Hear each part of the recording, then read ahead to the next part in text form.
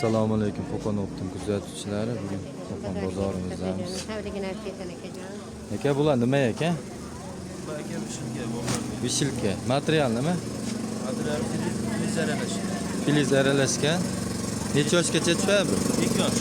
2 yoshgacha. Standart. Necha xil rasvetkasi bormi? Rasvetka hozircha 3 xil aka. Hozircha 3 xil. Necha pul qilib berasiz aka bular? 25 ming ha? Mana kimgadir kerak bo'lsa aloqaga chiqib ko'rasizlar. Kelishtirib beramiz. Aka ko'proq olsa undan ham o'tadi-a?